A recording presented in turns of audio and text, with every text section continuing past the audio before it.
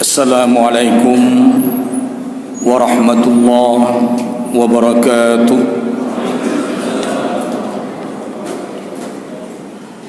Alhamdulillahilladzi faddala syahra ramadana sayyidus syuhur wa farada siyamahu wa dha'afa li sa'imihil ujur wa faddala qiyamahu wa rattaba alaihil jazaa'al ma'sur.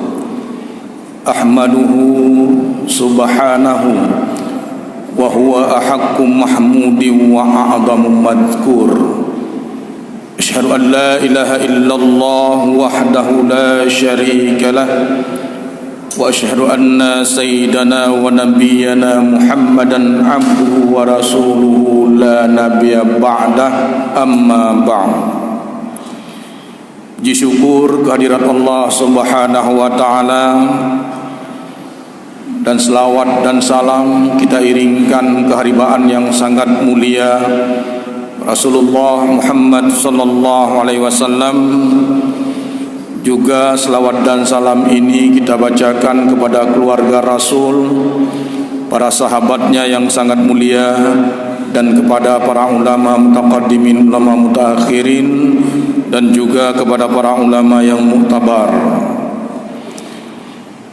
Hadirin kaum muslimin wal muslimat, sidang jamaah subuh yang sangat dicintai Allah Subhanahu wa taala.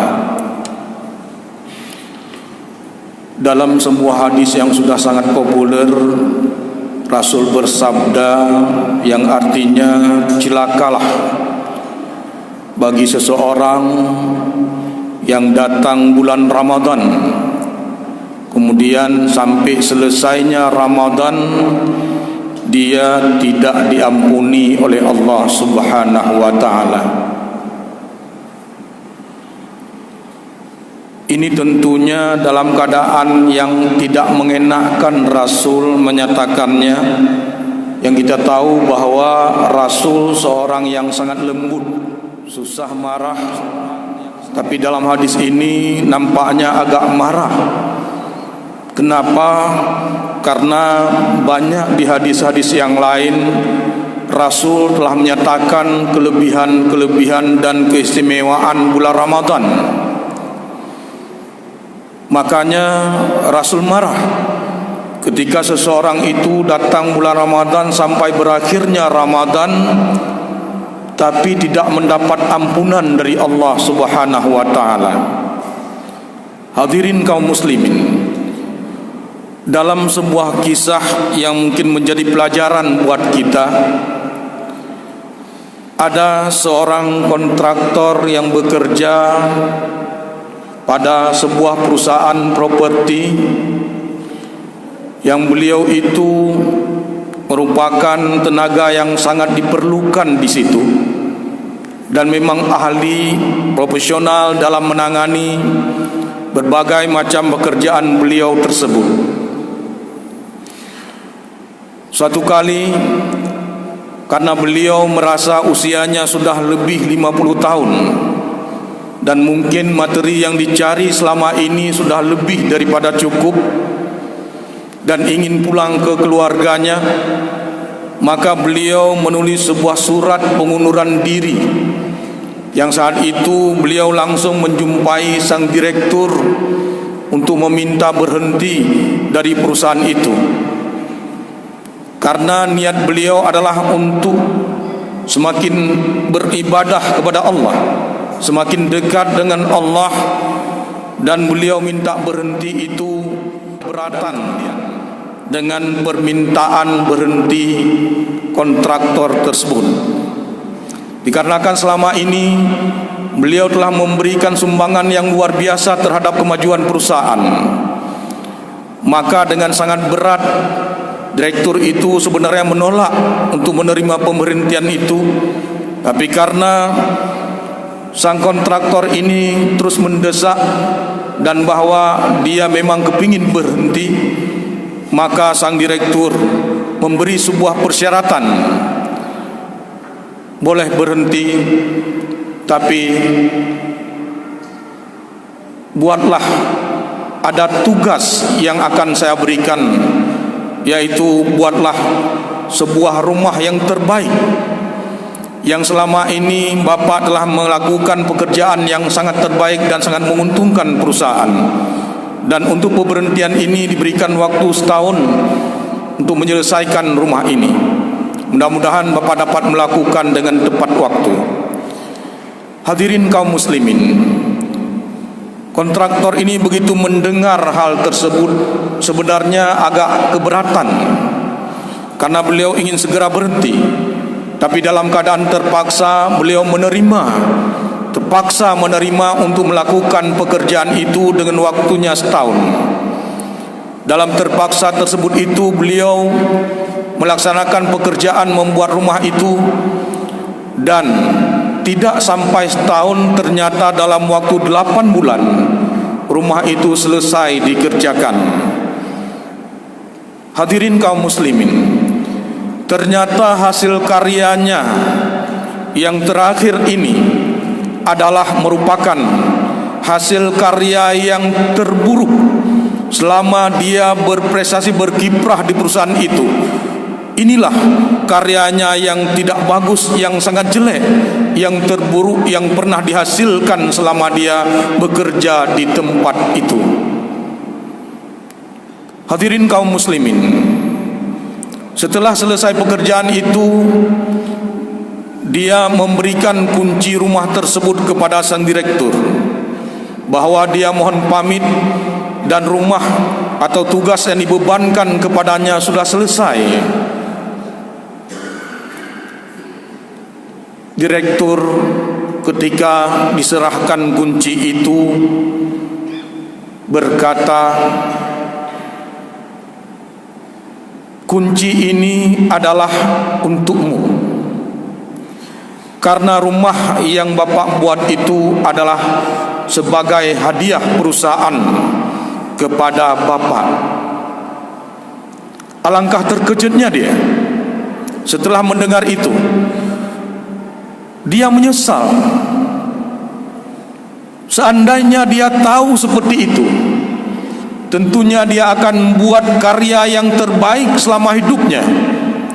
Walaupun karya-karya sebelumnya memang sangat luar biasa baiknya, bagusnya.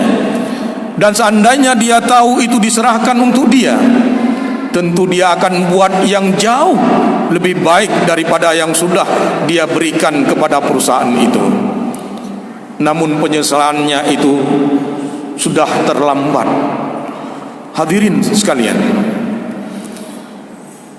maka wajarlah Rasul tadi mengatakan celaka kepada kita orang-orang yang sangat rugi, yang tidak diampuni akhir Ramadannya. Bulan ini bulan yang luar biasa, bulan yang mengandung semua kebutuhan kita ada di bulan ini. Allah mengampuni dosa kita, Allah menerima salat-salat kita, Allah melipat gandakan pahala kita, dan bahkan Allah akan memberikan apa yang kita inginkan. Berkah rizki diberikan, bahkan harta ditambah, dan berbagai permintaan apapun akan diijabah oleh Allah di bulan yang sangat mulia ini. Hadirin sekalian, maka marahlah Rasul kepada orang-orang yang sudah kita sebutkan tadi. Ada kesempatan tidak dimanfaatkan dengan sebaik-baiknya.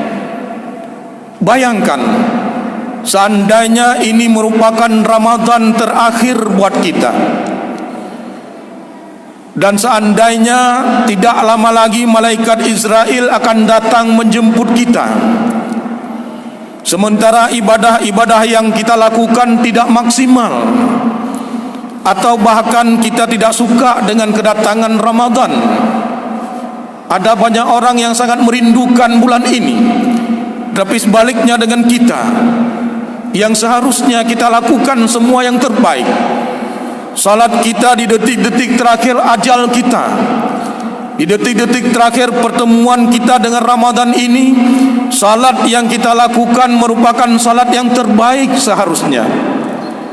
Kemudian bacaan Al-Quran, bacaan yang sebelumnya biasa saja, yang memang mungkin juga berkualitas, tapi ketika saat ini yang merupakan Ramadan terakhir buat kita, Ramadan perpisahan, karena umur kita tidak ada yang bisa menjamin sampai kapan, juga merupakan bacaan Al-Quran terbaik yang kita lakukan.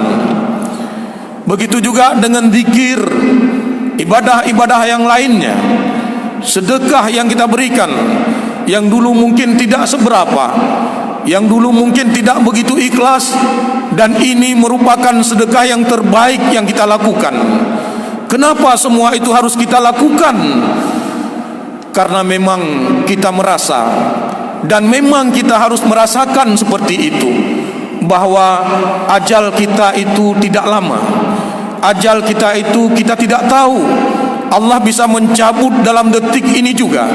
Bayangkan seandainya semua pekerjaan itu kita lakukan dengan pekerjaan yang berkualitas, yang sangat terbaik dalam hidup kita, dan setelah itu kita dipanggil dicabut nyawa oleh malaikat Israel dalam keadaan sudah melakukan ibadah tarawih yang terbaik, satu malam pun tidak kita tinggalkan, tahajud begitu juga tidak kita tinggalkan semalam pun, kita tambah lagi dengan duha di waktu pagi, kemudian kita lengkapi dengan salat-salat sunat yang perlu kita kerjakan, kemudian kita ikuti pengajian, kita baca Al-Quran, bahkan kita khatam sampai 10 kali di bulan ini yang tidak pernah kita khatam di bulan Ramadan sebelumnya, dan setelah itu dicabutlah nyawa kita oleh Israel dalam keadaan tersenyum, senang, dan penuh harap akan memasuki surga Allah Subhanahu wa ta'ala.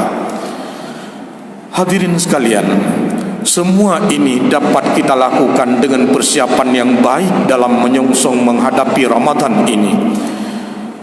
Sahabat Rasul ketika menjelang Ramadan, beliau mengadakan dan merencanakan persiapan-persiapan yang terbaik. Rasul sendiri yang jaminan surga, malah di bulan Ramadan itu sangat banyak membaca Al-Quran. Rasul yang sangat dermawan, ketika Ramadan datang beliau jauh lebih dermawan lagi, yang padahal beliau itu ahli surga. Begitu juga para sahabatnya, bahkan sahabat-sahabat yang sudah dijamin surga seperti Utsman bin Affan, beliau di dalam bulan Ramadan sampai mengkhatamkan Al-Quran sebanyak 30 kali khatam. Begitu juga dengan sahabat-sahabat yang lainnya, beliau mengkhatamkan Al-Quran minimal 3 hari sekali khatam. Bahkan Imam Syafi'i ketika Ramadan datang, beliau mengkhatamkan sampai 60 kali khatam Al-Quran. Beliau itu para sahabat yang utama adalah sahabat yang dekat dengan Rasul, dekat dengan Allah, dan jaminan surga. Hadirin kaum muslimin, kiban ngan getanyo yang surga pihana jelas.